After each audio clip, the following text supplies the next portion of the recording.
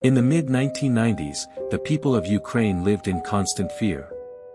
Families locked their doors before sunset. Villages went silent at night. Because somewhere, hidden in the shadows, a man was watching. He didn't kill for money. He didn't kill for revenge. He killed, simply because he wanted to. This is the terrifying true story of Anatoly Onoprienko, the man known as the Silent Killer.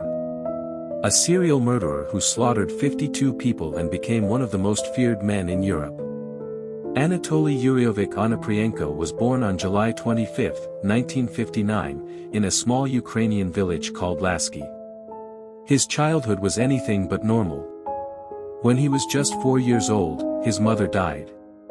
His father, unable to care for two sons, left Anatoly in an orphanage.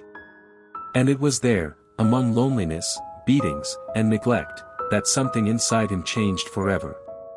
Teachers said he was a quiet boy, but he never smiled. He had no friends. Instead, he spent hours staring at other children, watching, analyzing, studying them like prey. When he was angry, he tortured animals. When he was bored, he burned things, toys, grass, even birds' nests. In his mind, he was already testing what it felt like to destroy life. In his late teens, Anatoly joined the Soviet Navy. But discipline didn't suit him. He fought with officers, stole from his comrades, and was soon discharged. After that, he drifted, no family, no friends, no purpose. He worked small jobs, traveled across Europe, and learned how to survive alone.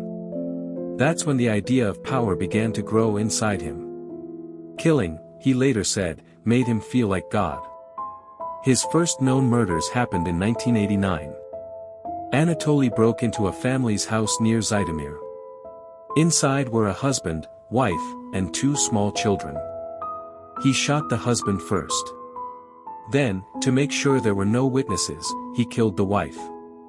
The two children tried to run, he shot them both. Before leaving, he set the house on fire. When police arrived, they thought it was a robbery gone wrong. They had no idea they had just discovered the beginning of a national nightmare. After that, Anatoly vanished for almost 6 years. But he wasn't done. He was only preparing to return, deadlier than before. Between 1995 and 1996, Anatoly Onoprienko unleashed pure terror across Ukraine. Entire families were wiped out in a single night. He targeted remote villages and houses near highways. His method was brutally efficient.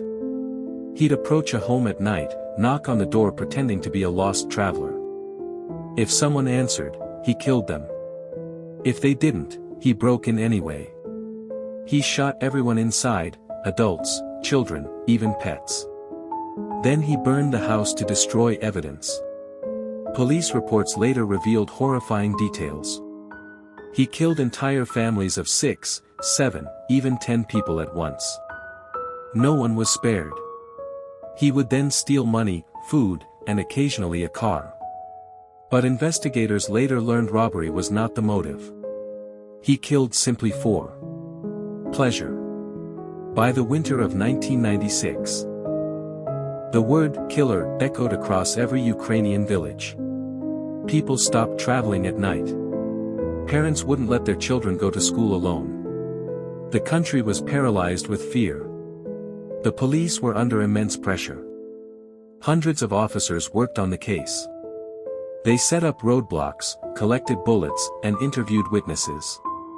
But the silent killer always seemed one step ahead. He left no fingerprints, no DNA, no witnesses alive. The media called him the Terminator of Ukraine. Others compared him to America's Ted Bundy and Jeffrey Dahmer. But Onoprienko was worse. He wasn't charming or manipulative. He was pure, cold-blooded instinct, a machine of death. After months of panic, police finally got a break. During a search in the Zhytomyr region, they found a suspicious man living in a rural house. His name, Anatoly Onoprienko. Inside his home, police discovered a small arsenal.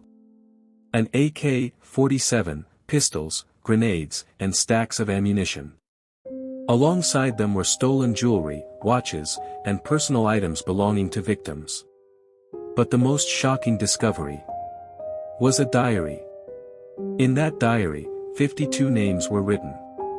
Each one marked with a single word, done. On April 16, 1996, Anatoly Onoprienko was arrested without resistance.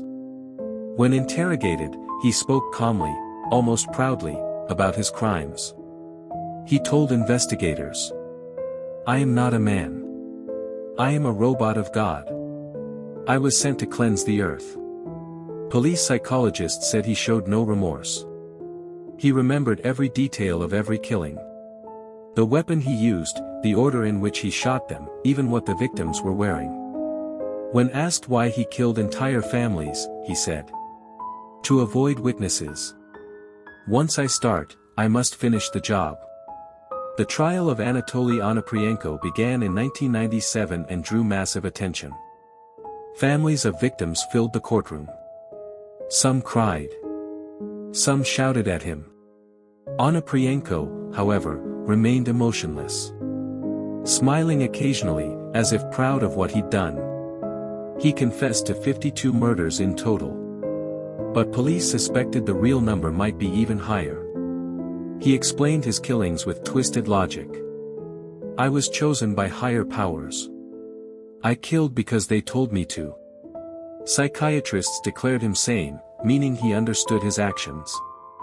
He was sentenced to death by firing squad. But in 1997, Ukraine abolished the death penalty. His sentence was reduced to life imprisonment without parole. In prison, Onoprienko became a dark celebrity. Reporters called him the Beast of Ukraine. Some inmates refused to go near him, calling him cursed. He spent most of his time reading books about psychology, religion, and serial killers. He told guards he was writing his memoir, but it was never published. When asked if he regretted his crimes, he replied, "Regret? No. I did what I had to do." He died in 2013, inside Zhytomyr prison, from heart failure. The same region where his killing spree had begun. Experts later studied Onoprienko's psychology. They found he had all traits of a psychopathic killer.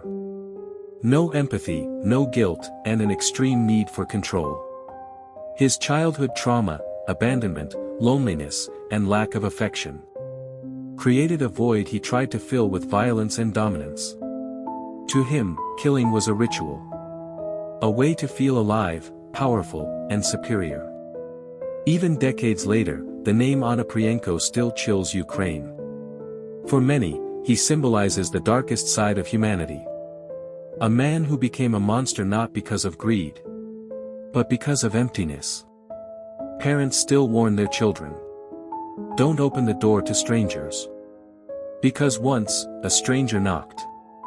And no one inside survived. Anatoly Onoprienko's story reminds us of one brutal truth. Evil doesn't always scream. Sometimes, it walks quietly, waits patiently, and strikes without a sound. He was called the silent killer. Not because he spoke less, but because every time he appeared, silence was all that remained.